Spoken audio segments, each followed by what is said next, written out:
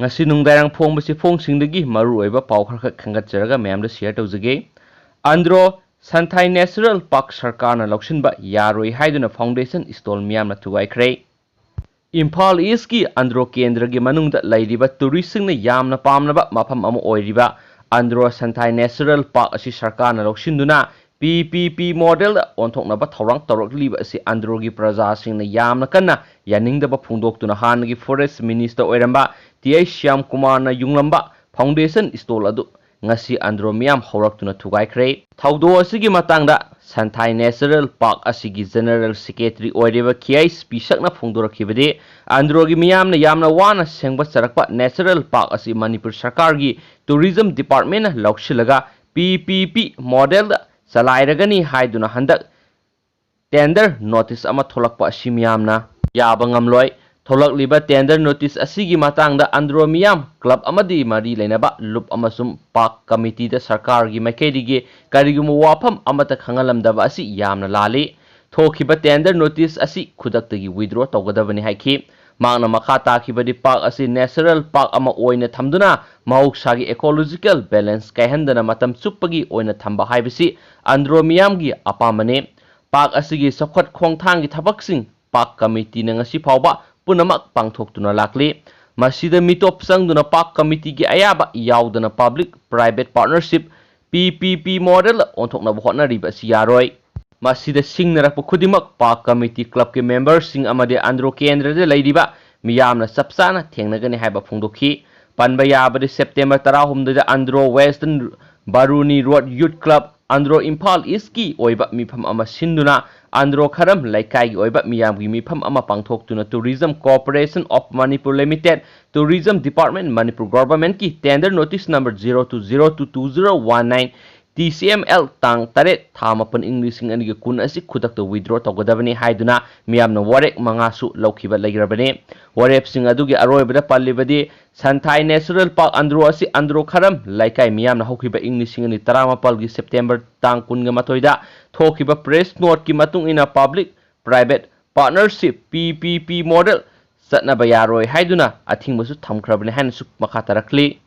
atoppa paw manamo resignation letter pisinkhrai Manipur Legislative Assembly gi Systematic Committee gi chairman oina phampuramba nifugo humdoi phungyer ST kendra gi MLA oidiba KLICO phamasida resign tawre haina Manipur Legislative Assembly gi speaker oiriba Y Khemchan Singada aiba sirol pisinkhre hairi loinana MLA LICO bu chief minister gi advisor oina hapliba asisu pham asidagi resign tawre haina chief minister N Berenda aiba sirol amasu pisinkhre resignation tawbagi tungan ba sirol anima asi haukiba September tang 13 da chief minister N Beren amadi speaker Y Khemchan da pisinkhibin haina su pawsina makhatarakli atopa maruiba pawamanamo CM gi security personnel ama yauna miyoi saniga kungataruk COVID-19 positive oikrei state asigi oina ngarang athiengba phawbada pung kungamari gi manungda miyoi saniga kungataruk COVID-19 positive oikrei makhoi gi marakta chief minister nongthongbam Beren gi security ama yauri positive oiraba singdugi manungda miyoi sama kuntradi Imphal West district tagini hairi amasung Thabal district tagi ani yauri COVID-19 naduna lairamba miyoi samaga nifumapan amadi faraduna mayumda halankir haina su pauksisna makatarakli atopa nungaitaba paw manamo nupa masama isingda iraknaduna sikrei ngasi nungthilpung ohum lom tabada Waikhom Biranjit sei tarago humda apokpa W ibom sakoba khetri lekai digi nupa masa ama Thawbal Torel gi khetri lekai gi thongkhongda takhibadagi miyam amasum Thawbal Fire Service yauna thibada thawai yaudraba hakchang oina phangkhrei thawdok thokphamda Thawbal Police ki kangbu laktuna yingsinki rakthana mapani oiba maru oiba pawkhra hapsaramge ahanbada China na India gi top leaders sing yauna miyoi lising tara rom spy tawri Eastern Ladakh ki line of actual control LAC gi akanba ungkhatnaringai sairak asida China na India gi mayokta conspiracy sogoli hairi China gi Shenzhen da base toba Zensua Data Information Technology Co Limited koba company amana India gi Prime Minister Narendra Modi amasum President Ramnath Kovind yauna miyoi lising tararom monitor tawri hairi Made in India ki campaign satakhiba Z News ki editor in chief Sudhir Chaudhary busu monitor tawri haina ꯐꯣꯡꯗꯣꯔꯛꯈ꯭ꯔꯦ ꯍꯥꯏꯅ ꯄꯥꯎꯆꯦ ꯑꯁꯤꯅ ꯃꯈꯥ ꯇꯥꯔꯛꯂꯤ꯫ ꯃꯔꯛ ꯊꯠꯅ ꯁꯥꯟꯅꯕꯒꯤ ꯄꯥꯎ ꯑꯃꯈꯛꯇꯪ ꯃꯌꯥꯝꯗ ꯍꯥꯞꯆꯔꯝꯒꯦ꯫ Ronaldo ꯑꯃꯁꯨꯡ ꯃꯦꯁꯤꯒꯤ ꯑꯅꯤꯒꯤ ꯃꯔꯛꯇ ꯂꯩꯅꯔꯤꯕ ꯈꯦꯠꯅꯕꯁꯤꯡ ꯃꯌꯥꯝꯗ ꯁꯤꯌꯔ ꯇꯧꯖꯒꯦ꯫ ꯂꯤꯑꯣꯅꯦꯜ ꯃꯦꯁꯤꯅ ꯔꯣꯅꯥꯜꯗꯣꯗꯒꯤ ꯂꯟ ꯊꯨꯝ ꯂꯩꯕ ꯍꯦꯟꯈ꯭ꯔꯦ꯫ ꯐꯣrbes ꯂꯤꯑꯣꯅꯦꯜ ꯃꯦꯁꯤꯅ ꯋꯥꯔꯜꯒꯤ ꯐꯨꯠꯕꯣꯜ ꯁꯥꯟꯅꯔꯣꯏꯁꯤꯡꯒꯤ ꯃꯔꯛꯇꯒꯤ ꯈ꯭ꯋꯥꯏꯗꯒꯤ ꯂꯟ ꯊꯨꯝ ꯂꯩꯕ ꯑꯣꯏꯔꯦ ꯍꯥꯏꯅ ꯐꯣrbesꯅ ꯐꯣꯡꯂꯤ꯫ ꯃꯍꯥꯛꯀꯤ ꯃꯨꯛꯅꯔꯤꯕ ꯂꯝꯕꯥ ꯈ꯭ꯔꯤꯁꯇꯤꯌꯥꯅꯣ ꯔꯣꯅꯥꯜꯗꯣꯗꯒꯤ ꯃꯥꯅ ꯇꯥꯟꯖꯕ ꯁꯦꯟꯅ ꯃꯥꯡꯖꯤꯜ ꯊꯥꯕ ꯉꯝꯈꯤꯕꯅꯤ꯫ ꯃꯦꯁꯤꯒꯤ ꯆꯍꯤꯒꯤ ꯑꯄꯨꯟꯕ ꯁꯦꯟꯐꯝ ꯑꯁꯤ $126 ꯃꯤꯂꯤꯌꯟꯅꯤ꯫ ꯃꯍꯥꯛꯀ ꯃꯨꯛꯅꯔꯤꯕ ꯂꯝꯕꯥ ꯔꯣꯅꯥꯜꯗꯣꯅ $118 ꯃꯤꯂꯤꯌꯟꯅꯤ꯫ ꯖꯨꯚꯦꯟꯇꯁꯀꯤ ꯐꯣꯔꯋꯥꯔꯗ ꯑꯁꯤꯅ ꯅꯛꯅ ꯏꯟꯅꯔꯤ ꯑꯗꯨꯃꯛꯄꯨ ꯃꯥꯂꯦꯝ ꯑꯁꯤ ꯁꯣꯀꯔ ꯁꯥꯟꯅꯔꯣꯏꯁꯤꯡꯒꯤ ꯃꯔꯛꯇ ꯁꯣꯁꯤꯌꯦꯜ ꯃꯤꯗꯤꯌꯥꯗ ꯈ꯭ꯋꯥꯏꯗꯒꯤ ꯄꯥꯝꯅꯕ ꯁꯥꯟꯅꯔꯣꯏ ꯑꯃꯗꯤ ꯔꯣꯅꯥꯜꯗꯣꯅ ꯑꯣꯏꯔꯤ ꯍꯥꯏꯅꯁꯨ ꯄꯥꯎꯆꯦ ꯑꯁꯤꯅ ꯃꯈꯥ ꯇꯥꯔꯛꯂꯤ꯫ ꯂꯣꯏꯁꯤꯜꯂꯛꯄꯗ ꯑꯇꯣꯞꯄ ꯄꯥꯎ ꯑꯃꯅ ꯑꯃꯨꯛ COVID-19 ꯚꯥꯏꯔꯁ ꯏꯄꯤꯁꯦꯟꯇꯔ ꯂꯥꯏꯆꯠ ꯑꯁꯤꯅ ꯅꯥꯕ ꯂꯥꯈ 97 ꯍꯦꯟꯈ꯭ꯔꯦ, ꯁꯤꯕꯅ 40,000 ꯌꯧꯈ꯭ꯔꯦ꯫ ꯍꯧꯈꯤꯕ ꯄꯨꯡ 24ꯗ ꯂꯩꯄꯥꯛ ꯑꯁꯤꯗ ꯅꯧꯅ ꯅꯥꯔꯛꯄ ꯃꯤꯑꯣꯏ 38,998 ꯊꯦꯡꯅꯕꯗꯒꯤ COVID-19 ꯚꯥꯏꯔꯁꯅ ꯁꯣꯛꯍꯜꯂꯕ ꯂꯩꯄꯥꯛ ꯑꯁꯤꯒꯤ ꯑꯄꯨꯟꯕ ꯃꯁꯤꯡ ꯂꯥꯈ 97 ꯍꯦꯟꯈ꯭ꯔꯦ꯫ ꯄꯦꯟꯗꯦꯃꯤꯛ ꯑꯁꯤꯅ ꯄꯨꯡ 24 ꯑꯁꯤꯒꯤ ꯃꯅꯨꯡꯗ ꯃꯤꯑꯣꯏ 1,082 ꯁꯤꯈ꯭ꯔꯦ꯫ ꯃꯁꯤ ꯊꯥꯔꯒ ꯉꯁꯤ ꯑꯌꯨꯛ ꯐꯥꯎꯕꯗ ꯁꯤꯈꯤꯕ ꯃꯁꯤꯡꯁꯨ 40,000 ꯍꯦꯟꯈ꯭ꯔꯦ꯫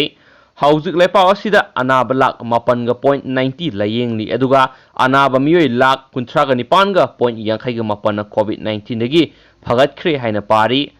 ꯄꯦꯟꯗꯦꯃꯤꯛ ꯑꯁꯤꯅ ꯈ꯭ꯋꯥꯏꯗꯒꯤ ꯊꯤꯅ ꯁꯣꯛꯍꯜꯂꯕ ꯁ꯭ꯇꯦꯠ ꯃꯍꯥꯔꯥꯁꯇ꯭ꯔꯅ ꯑꯣꯏꯔꯤ꯫ ꯑꯟꯙ꯭ꯔ ꯄ꯭ꯔꯗꯦꯁ, ꯇꯥꯃꯤꯜ ꯅꯥꯗꯨ, ꯀꯔꯅꯥꯇꯀꯥ ꯑꯗꯨꯒ ꯎꯠꯇꯔ ꯄ꯭ꯔꯗꯦꯁꯅ ꯃꯊꯪ ꯃꯅꯥꯎ ꯅꯥꯏꯅ ꯃꯇꯨꯡ ꯏꯟꯅꯔꯤ꯫ ꯃꯥꯂꯦꯝ ꯄꯨꯝꯕꯒꯤ ꯑꯣꯏꯅ SARS-CoV-2ꯅ ꯃꯤꯑꯣꯏ ꯀ꯭ꯔꯣꯔ 3 ꯍꯦꯟꯅ ꯅꯥꯍꯜꯂꯤ꯫ ꯃꯤꯑꯣꯏ ꯂꯥꯈ 9.2ꯒꯤ ꯃꯊꯛꯇ ꯄꯦꯟꯗꯦꯃꯤꯛ ꯑꯁꯤ ꯍꯧꯔꯛꯄꯗꯒꯤ ꯁꯤꯈ꯭ꯔꯦ꯫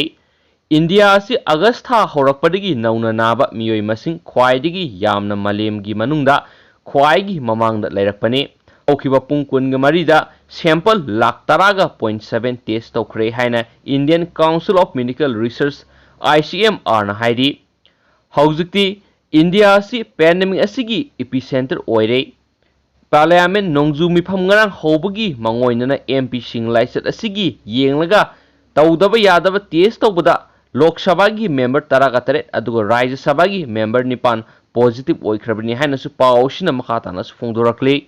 ꯂꯣꯏꯁꯤꯜꯂꯛꯄ ꯑꯣꯏꯅ ꯉꯁꯤꯒꯤ ꯑꯣꯏꯕ ꯃꯅꯤꯄꯨꯔꯒꯤ COVID-19ꯒꯤ ꯑꯞꯗꯦꯠ ꯁꯤꯌꯔ ꯇꯧꯖꯔꯝꯒꯦ꯫ ꯉꯁꯤ ꯈꯛꯇꯗ ꯃꯤꯑꯣꯏ 238 ꯄꯣꯖꯤꯇꯤꯚ ꯑꯣꯏꯔꯦ, ꯑꯃꯅ ꯂꯩꯈꯤꯗ꯭ꯔꯦ, 39ꯅ ꯗꯤꯁꯆꯥꯔꯖ ꯇꯧꯈ꯭ꯔꯦ꯫ ꯆꯠꯂꯤꯕ ꯄꯨꯡ 24 ꯑꯁꯤꯗ ꯁ꯭ꯇꯦꯠ ꯑꯁꯤꯗ ꯃꯤꯑꯣꯏ 238 ꯅꯧꯅ COVID-19 ꯄꯣꯖꯤꯇꯤꯚ ꯑꯣꯏꯔꯦ, ꯑꯃꯅ ꯂꯩꯈꯤꯗ꯭ꯔꯦ, 39ꯅ ꯂꯥꯏꯆꯠ ꯑꯁꯤꯗꯒꯤ ꯐꯗꯨꯅ ꯗꯤꯁꯆꯥꯔꯖ ꯇꯧꯈ꯭ꯔꯦ ꯍꯥꯏꯔꯤ꯫ ꯍꯦꯜꯊ ꯗꯤꯄꯥꯔꯠꯃꯦꯟꯠꯀꯤ ꯑꯦꯗꯤꯁꯅꯦꯜ ꯗꯥꯏꯔꯦꯛꯇꯔꯁꯨ ꯑꯣꯏꯔꯤꯕ ꯗꯤꯄꯥꯔꯠꯃꯦꯟꯠ ꯑꯁꯤꯒꯤ ꯋꯥꯉꯥꯡꯂꯣꯏ ꯗꯥꯛꯇꯔ ꯈꯣꯏꯔꯝ ꯁꯁꯤꯀꯨꯃꯥꯔ ꯃꯉꯥꯡꯅ ꯊꯥꯗꯣꯔꯛꯄ ꯆꯦꯔꯣꯜ ꯑꯃꯅ ꯍꯥꯏ ꯉꯁꯤ ꯅꯧꯅ ꯄꯣꯖꯤꯇꯤꯚ ꯑꯣꯏꯈꯤꯕ ꯃꯤꯑꯣꯏ 238 ꯑꯁꯤꯒꯤ ꯃꯅꯨꯡꯗ 15 ꯑꯃꯗꯤ ꯁꯦꯟꯇ꯭ꯔꯦꯜ ꯑꯥꯔꯝ ꯄꯨꯂꯤꯁ ꯐꯣꯔꯁꯇꯒꯤꯅꯤ꯫ ꯑꯄꯨꯟꯕ ꯄꯣꯖꯤꯇꯤꯚ ꯑꯁꯤꯒꯤ ꯃꯅꯨꯡꯗ ꯃꯤꯑꯣꯏ 223 ꯑꯃꯗꯤ ꯇ꯭ꯔꯥꯏꯕꯦꯜ ꯍꯤꯁꯇꯣꯔꯤ ꯂꯩꯇꯕ ꯃꯤꯑꯣꯏ ꯉꯥꯛꯇꯅꯤ ꯍꯥꯏꯔꯤ꯫ ꯅꯧꯅ ꯄꯣꯖꯤꯇꯤꯚ ꯑꯣꯏꯔꯛꯂꯕꯁꯤꯡ ꯑꯁꯤ ꯊꯥꯔꯒ ꯁ꯭ꯇꯦꯠ ꯑꯁꯤꯗ COVID-19ꯒꯤ ꯑꯄꯨꯟꯕ ꯀꯟꯐꯥꯔꯝ ꯀꯦꯁ 9,910 ꯁꯨꯈ꯭ꯔꯦ꯫ ꯍꯧꯖꯤꯛ ꯐꯥꯎꯕꯗ ꯂꯥꯏꯆꯠ ꯑꯁꯤꯗꯒꯤ ꯐꯈꯤꯕ ꯃꯤꯒꯤ ꯃꯁꯤꯡ 13,919 ꯁꯨꯈ꯭ꯔꯦ꯫ ꯍꯧꯖꯤꯛ ꯑꯦꯛꯇꯤꯚ ꯀꯦꯁꯇ 1,795 ꯂꯩꯔꯤ꯫ ꯂꯥꯏꯆꯠ ꯑꯁꯤꯅ ꯂꯩꯈꯤꯗꯕ ꯃꯤꯒꯤ ꯃꯁꯤꯡꯅ 98 ꯁꯨꯈ꯭ꯔꯦ꯫ ꯍꯧꯖꯤꯛ ꯐꯥꯎꯕ ꯂꯥꯏꯆꯠ ꯑꯁꯤꯗꯒꯤ ꯐꯒꯠꯂꯛꯄꯒꯤ ꯆꯥꯡ ꯆꯥꯗ 89.18 ꯑꯣꯏꯔꯤ꯫ ꯉꯁꯤ ꯄꯣꯖꯤꯇꯤꯚ ꯑꯣꯏꯈꯤꯕ ꯗꯤꯁꯇ꯭ꯔꯤꯛꯠꯁꯤꯡ ꯑꯗꯨꯗꯤ ꯏꯝꯐꯥꯜ ꯋꯦꯁ꯭ꯠꯇꯒꯤ 199, ꯏꯝꯐꯥꯜ ꯏꯁ꯭ꯠꯇꯒꯤ 98, ꯊꯧꯕꯥꯜꯗꯒꯤ 5, ꯇꯦꯡꯅꯧꯄꯜꯗꯒꯤ 2, ꯎꯈ꯭ꯔꯨꯜꯗꯒꯤ 3, ꯀꯛꯆꯤꯡꯗꯒꯤ 4, ꯇꯃꯦꯡꯂꯣꯡꯗꯒꯤ 2, ꯆꯨꯔꯆꯥꯟꯄꯨꯔꯗꯒꯤ 3 ꯑꯃꯗꯤ ꯕꯤꯁ꯭ꯅꯨꯄꯨꯔꯗꯒꯤ 13 ꯍꯥꯏꯅꯁꯨ ꯄꯥꯎꯆꯦ ꯑꯁꯤꯅ ꯃꯈꯥ ꯇꯥꯔꯛꯂꯤ꯫ Thank you.